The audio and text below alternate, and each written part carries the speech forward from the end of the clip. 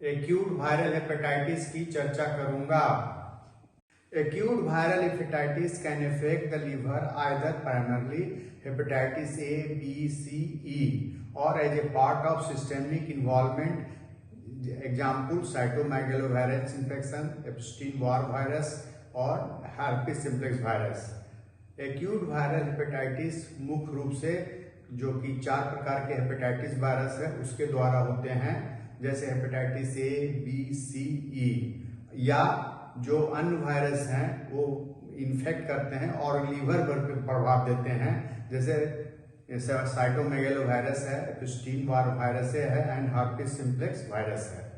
In Indian children, hepatitis is the commonest cause of 40 to 60% of acute viral hepatitis, followed by hepatitis E 10 to 20% and hepatitis B 7 to 17%.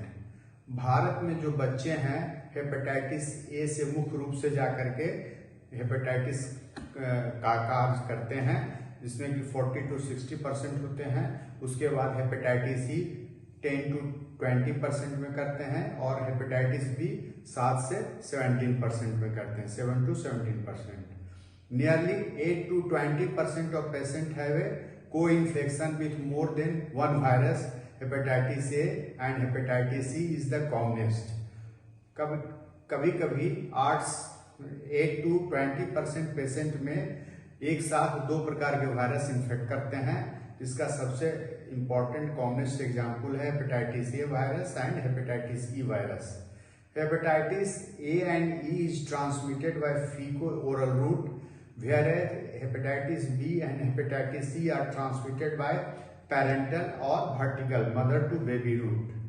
Hepatitis A और hepatitis C virus faeco oral route के द्वारा फैलते हैं और hepatitis B और hepatitis C virus जो है वो पेरेंटल मतलब इंजेक्शन के रूप में फैलते हैं या vertical transmission mother to baby के द्वारा फैलते हैं।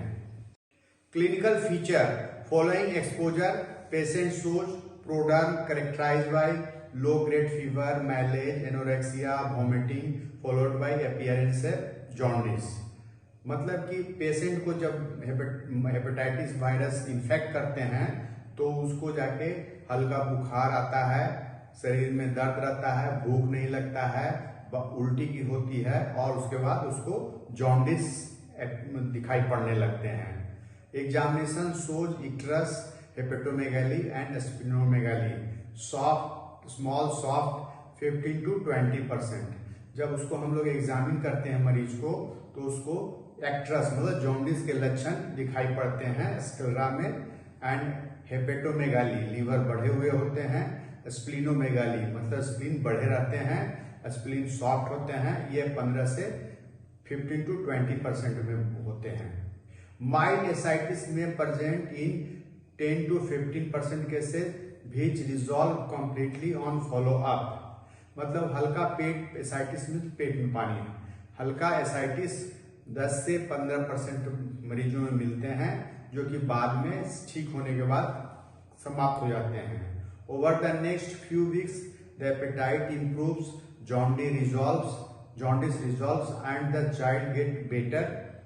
और कुछ दिनों के बाद जो है ना इन्फेक्शन के बच्चा में सुधार होता है, उसको भूख लगने लगती है, जो पीलिया जॉन्डिस है वो समाप्त होते हैं और बच्चा अच्छे होने लगते हैं। In young children asymptomatic and icteric presentation of hepatitis A infection can occur. कभी कभी जाके बड़े बच्चे में जो होते हैं वो ये हेपेटाइटिस का इन्फेक्शन कोई बिना सिम्टम के होता है, एसिम्प्टोमेटिक होता है और एनिक्ट्रिक मतलब जॉन्डिस का भी लक्षण नहीं मिलते हैं और उसको इन्फेक्शन होते हैं। Investigation direct hyperbilirubinaemia which markedly elevated ALT, AST and normal albumin and prothrombin time usual. इसका जब जांच करते हैं तो बिलिरुबिन जो डायरेक्ट हाइपरबिलिरुबिन है वो बढ़ा हुआ रहता है, liver enzyme ALT and AST बढ़े रहते हैं, लेकिन albumin and prothrombin time normal होता है। Mild leukopenia with the relative lymphocytosis is seen. कभी कभी ल्यूकोपेनिया, WBC काउंट कम जाते हैं और लिम्फोसाइट्स उसमें बढ़े रहते हैं। Ultrasound is not routinely required but shows mildly enlarged liver with increased echogenicity and edema of the gallbladder। Ultrasound सब में जरूरत नहीं पड़ता है, लेकिन अभी इसमें करते हैं तो पता चलता है कि लीवर बढ़ा रहता है और लीवर में इकोजेनेसिटी बढ़ा रहता है और गॉल ब्लैडर को जो बाल रहता है उसमें सूजन रहता है। Viral serology helps to determine the etiology of acute viral hepatitis. अब वायरस का जो हम लोग सीरोलॉजी कराते हैं उससे पता चलता है किस प्रकार का वायरस के द्वारा हेपेटाइटिस हुआ है। डिफरेंशियल डायग्नोसिस मतलब इस तरह का बीमारी जो इससे वायरल हेपेटाइटिस से मिलता है, जैसे the condition which mimic the clinical feature of viral hepatitis include enteric fever, falciparum malaria, leptospirosis and viral haemorrhagic fever. अगर वायरल हेपेटाइटिस टाइप का जो बीमारी है मिलता है, जैसे इंट्रिक फीवर में भी वो सिम्टम मिल सकता है, फाल्सिफेरम मलेरिया मिलता है, लेप्टोस्पायरोसिस में मिलता है एंड वायरल हेमरेजिक फीवर में मिलता है। Other condition that need to be differentiated include drug induced hepatitis, acute presentation of autoimmune liver disease and Wilson disease. और भी कंडीशन है जिसको हम लोग को अलग करना होता है, जैसे कि ड्रग इंड्यूस्ड हेपेटाइटिस, किसी दवा के कारण जाके उसको हेपेटाइटिस हुआ हो, या एक्यूट ऑटोइम्यून एक बीमारी होती है जो लीवर को इफेक्ट करता है, और विल्सन डिजीज है वो भी बीमारी है जो कि लीवर को इफेक्ट होता है। Epidemiology profile of different hepatitis virus. Tabular form में 4 प्रकार के हेपेटाइटिस हेपेटाइटिस वायरस के बारे में बताया गया है। ABCE type of virus. Hepatitis A RNA virus है, B DNA वायरस है, C RNA वायरस है, E RNA वायरस है। यानी कि सिर्फ एक DNA वायरस है, बाकी 3 RNA वायरस है।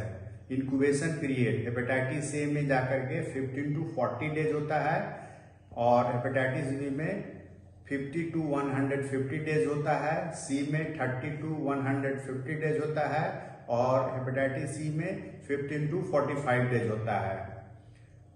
Route of infection faeco oral route. Hepatitis A faeco oral से होता है और हेपेटाइटिस सी ई फीको ओरल से होता है। पेरेंटल हेपेटाइटिस ए रेयर करता है जाके पेरेंटल, बाकी hepatitis B and C commonly parental होता है। Others perinatal by sexual contact. Perinatal sexual contact के द्वारा हेपेटाइटिस बी और सी फैलते हैं। Chronic liver disease hepatitis A generally नहीं करते हैं, हेपेटाइटिस बी और सी जाकर के क्रोनिक लिवर डिजीज करते हैं, हेपेटाइटिस ई भी नहीं करते हैं। वैक्सीन हेपेटाइटिस ए के अगेंस्ट में वैक्सीन अवेलेबल है, ये वैक्सीन जाके प्राइवेट में उपलब्ध है। हेपेटाइटिस बी के विरुद्ध में भी वैक्सीन अवेलेबल है, लेकिन ये गवर्नमेंट सेक्टर में मिलते हैं, लेकिन ये सिर्फ बच्चों के लिए उपलब्ध है। हेपेटाइटिस सी के विरुद्ध कोई वैक्सीन नहीं है, ई के विरुद्ध कोई वैक्सीन नहीं है। डायग्नोस्टिक लेवल हेपेटाइटिस ए में जाकर के IgM anti-HAV हम लोग देखते हैं। हेपेटाइटिस बी में hepatitis B surface antigen IgM देखते हैं और anti-HBC देखते हैं, और हेपेटाइटिस सी में anti-HCV एंटीबॉडी देखते हैं, HCV RN देखते हैं, और हेपेटाइटिस सी में IgM एंटी हेपेटाइटिस ई देखते हैं। Complication are the following: acute liver failure, appearance of irritability, altered sleep pattern, persistent anorexia, uncorrectable coagulopathy despite administration of vitamin K suggests development of acute liver failure। इसके अलावा aplastic anaemia, pancreatitis. अगर किसी मरीज में उसका sleep pattern change हो गया, irritability, उसमें बेचैनी हो, बार बार उल्टी हो रहा है और उसको अनकरेक्टेबल कोगुलोपैथी, उसको ब्लीडिंग हो रहा है विटामिन के देने के बाद भी, तो इसका मतलब उसमें एक्यूट लिवर फेल्योर का सिम्टम आ गया है। इसके अलावा मरीज को एप्लास्टिक एनीमिया और पेनक्रेटाइटिस हो सकता है। Serum sickness, vasculitis like reaction में be seen hepatitis B infection. Hepatitis B में सीरम सिकनेस और वेस्कुलाइटिस लाइक रिएक्शन मिल सकते हैं। Haemolysis, cola coloured urine with renal failure in subject with glucose 6 phosphate dehydrogenase deficiency. किसी मरीज में glucose 6 phosphate dehydrogenase deficiency होता है, उसमें हिमोलाइसिस का चांस रहता है। Chronic liver disease in patient with acute viral hepatitis due to hepatitis B virus. Repeat sampling for the hepatitis B surface antigen should be done after 6 months to document clearance or persistent of infection. Hepatitis B virus के द्वारा chronic liver disease हो सकता है, इसीलिए इसमें 6 महीना के बाद पुनः हम लोग एग्जामिन करते हैं हेपेटाइटिस बी सरफेस एंटीजन का, क्या यह बीमारी खत्म हो गई या उसमें जारी है। A majority 90% clear hepatitis B infection after acute icteric infection. 95% hepatitis B infection जो है ना वो सही हो जाते हैं। Management, maintaining adequate oral intake of is essential and intravenous fluid are given.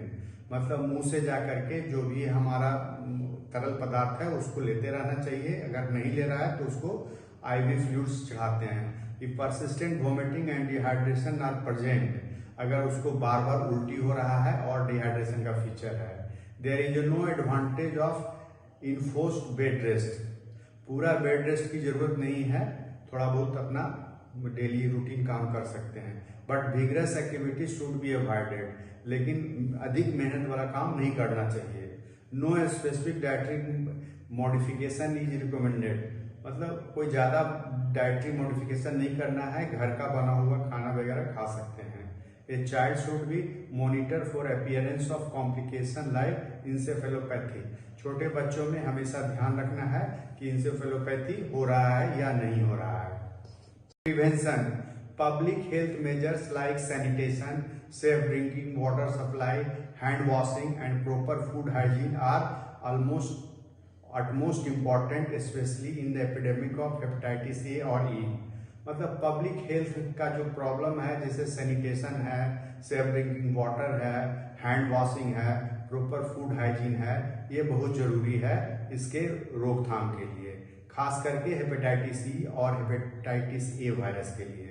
Proper screening of the blood and blood product and safe injection practices are essential।